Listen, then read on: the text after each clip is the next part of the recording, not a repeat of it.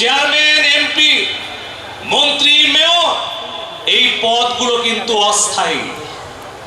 আজ আছে, কাল নাই। আর রাজনৈতিক কর্মী হিসেবে বাংলাদেশ আওয়ামী লীগ হচ্ছে আমাদের স্থায়ী ঠিকানা। তাই স্থায়ী ঠিকানাটা আর একটু ভালোভাবে যত্ন গ্রহণ করতে হবে। আর যদি আমরা কেউ ভুল করি, সেই ভুলের খেসারত কিন্তু আমাদেরকে দিতে হবে। অনেক বড় বড় প্রভাবশালী নেতারা হারিয়ে গেছে, ইতিহাসে রাস্তা খুঁড়ে নিক্ষিপ্ত হয়েছে যখন তারা আওয়ামী লীগ ছেড়ে নিজের স্বার্থে অন্য কোনো পথ খোঁজার চেষ্টা করেছে। জননেত্রী শেখ হাসিনা বাংলাদেশকে অনেক কিছুই দিয়েছে। আমাদের দায়িত্ব আওয়ামী লীগের কর্মী হিসেবে জননেত্রী শেখ হাসিনাকে, আওয়ামী লীগকে, বঙ্গবন্ধুকে অনেক কিছুই দেওয়া। আমরা যদি নিজেরা একটু খেয়াল করি, আজকে আমার এই সিংলার ঠিকানা, বাড়ির ঠিকানা আপনারা জানেন, কিন্তু আপনারা জানেন যে ঢাকায় আমাকে একটা সরকার বাড়ি দিয়েছে থাকার জন্য। সেটা অনেকে আপনারা গিয়েছেন, অনেকে জাননি, পার্লামেন্টের ভেতরে B5 আবাসিক এরিয়া।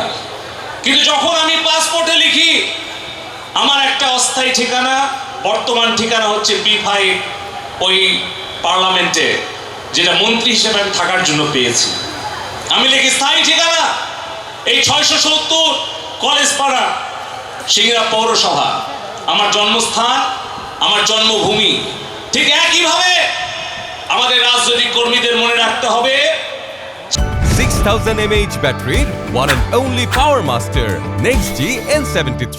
চেয়ারম্যান, এমপি, মন্ত্রী, মেয়র এই পদগুলো কিন্তু অস্থায়ী।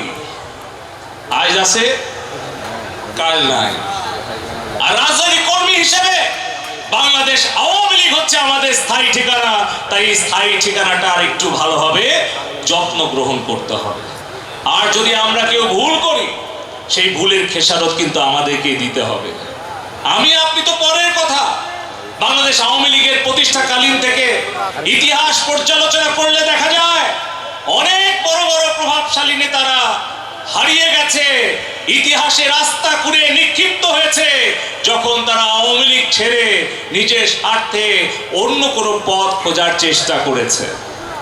তাই আজকে বলতে চাই, আসুন আমরা আমাদের ভুল ত্রুটি সংশোধন করে জননেত্রী শেখ হাসিনার নেতৃত্বে বঙ্গবন্ধুর আদর্শের সৈনিক হিসেবে যে আদর্শ এবং ত্যাগের দৃষ্টান্ত জাতির পিতা বঙ্গবন্ধু রেখে গেছেন, আমাদের নাটোর জেলার নেতৃবৃন্দ রেখে গেছেন, আমাদের সিংড়া উপজেলা, ইউনিয়ন, ওয়ার্ড, গ্রাম, মহল্লা পর্যায়ে তৃণমূলের নেতা কর্মীরা আমাদের সামনে রেখে গেছেন, সেই ত্যাগের আদর্শটা আমরা আমাদের রাজনৈতিক জীবনে যেন আমরা গ্রহণ করি।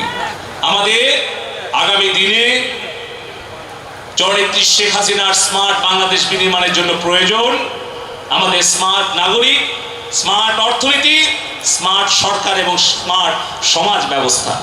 আর এই আগামী দিনে রূপকল্পকে পূরণের জন্য প্রয়োজন একটি স্মার্ট আওয়ামী লীগ।